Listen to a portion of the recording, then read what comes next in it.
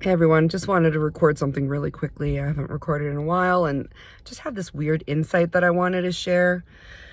Let me know what you think. So this past week has been a doozy in various ways for people I know. Some stuff that I thought was going to happen just was clearly not meant to happen, which is all fine and good. And, we all get to be flexible when things don't evolve or go the way we think they're going to go. And in any case, I was just running quick errands before the weekend, and as I was walking to the car and putting the groceries away, the thought came to me of the saying, which I'm sure many of you have heard, which is get your act together. Get your act together. How many of you, and maybe I'm dating myself here, a Gen X or whatever, but how many of you were told or grew up with the saying, like, I got to get my act together. I don't have my act together. That person really needs to get their act together. And I don't know why it popped in, but it did, because it felt like it wouldn't be quite fair to say I didn't have my act together this week.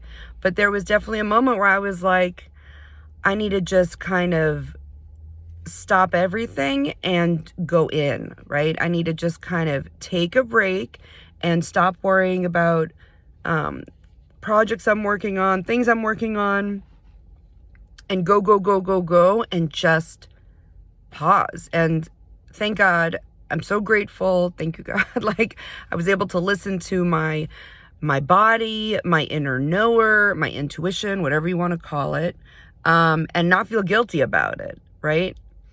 That could be latent perfectionism or type A, whatever. But in any case, just now, this idea of like, get your act together. So where does that come from? I have not done any research. I'm literally just turning on the camera. But think about it in your life. Where do you feel like you need to get your act together? And is that being fair to yourself? And let's focus for a minute on the fact that we're saying it's an act, okay?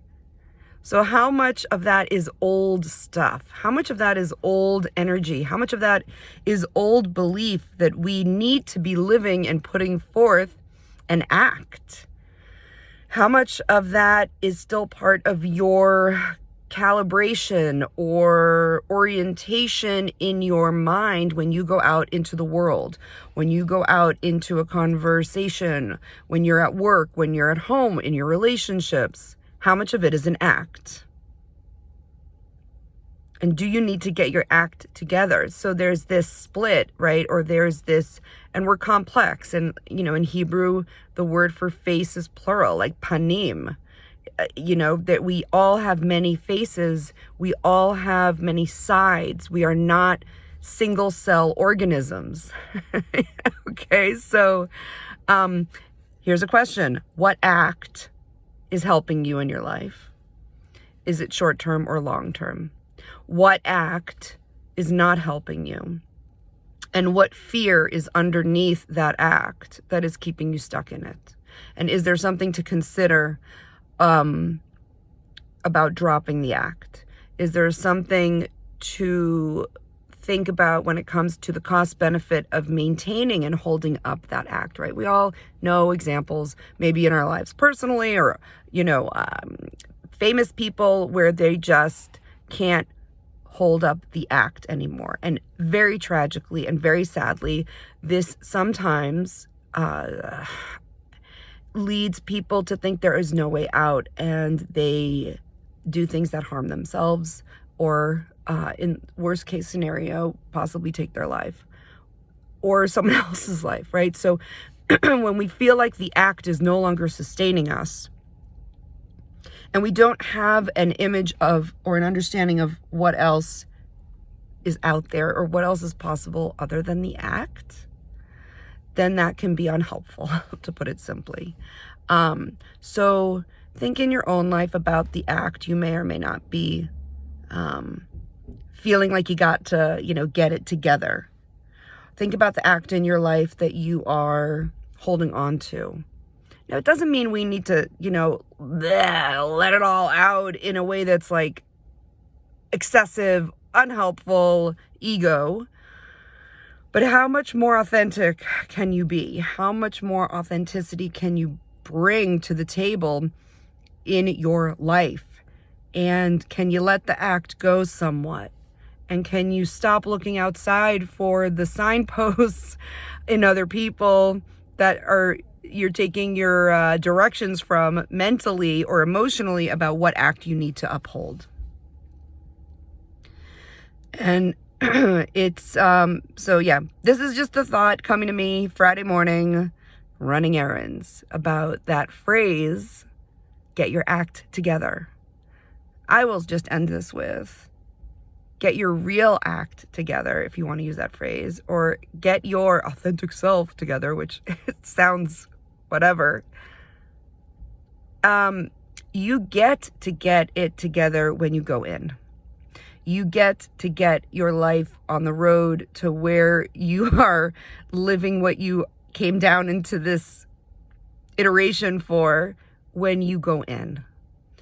And so many of us are terrified of that. So we want to get our act together. When we start to slip, when we start to crumble, when we don't succeed or we don't whatever, and we feel like, oh my God, I need to get that act together. Now, obviously, I'm not talking about where people need support or help and they are not able to function or go through their responsibilities or their commitments, obligations. I know those are not like the most fun sounding words, but like we need to, as I use this phrase with my friends, like put on our, our big kid panties, right? Our big kid underwear. You got to put on those big girl pants or big boy pants or whatever you want to call it and just do the thing.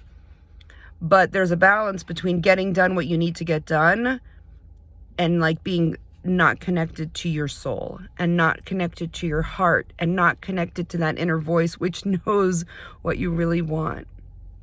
And it's a process and it's a journey. So if you have that inner voice saying, get your act together, question it, and invite it to sit in the corner and just watch you. Maybe not have an act together, but have yourself together with that inner part of you that wants to be integrated in the way you put yourself out there. Imperfectly, raw, not gonna be everyone's cup of tea, and that is okay. We are increasingly living in a world of questionable authenticity, questionable reality, not being able to discern. So at least the journey needs to start with discerning what is inside. So you don't need to get your act together all the time. You don't need to have it all together all the time. But have that conversation with your source and with your spark and with your energy and with your soul.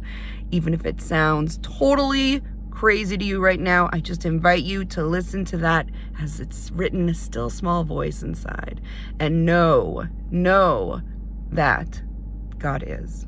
Know that source is. Know that the one is. Know that if that rubs you the wrong way, the universe is. Know that there is something greater than yourself.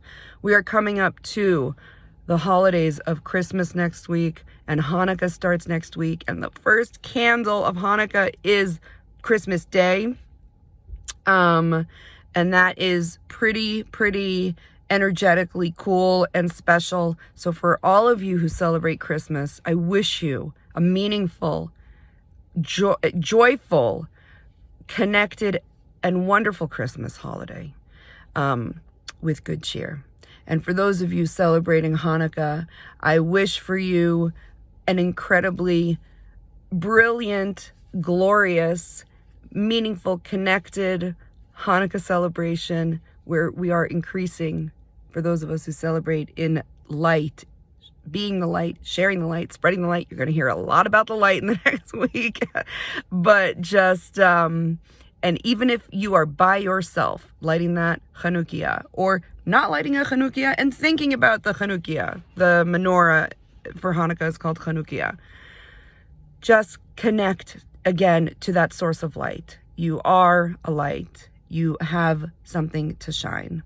And for those of you who don't celebrate either Christmas or Hanukkah, if you ever see this video, I wish you just peace and wellness and joy and well-being, whatever your religion or non-religion or belief or practice is, just for literally, peace on earth, goodwill towards all. and be the light and be brave. And may 2024 have given you good lessons to bring forth into 2025. This is the year, the Jewish year, which began in the fall. 5785 actually stands for Tafshin Pei Hey. Here's a little Hebrew lesson, which is the year of the mouth. Peh is mouth. So use your words and your mouth for good and create good things through the words that you share and you speak.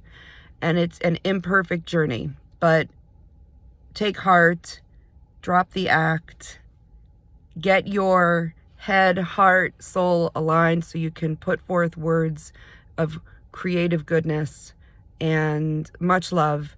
Thank you, everybody. Enjoy your holidays for those celebrating, and thanks for listening.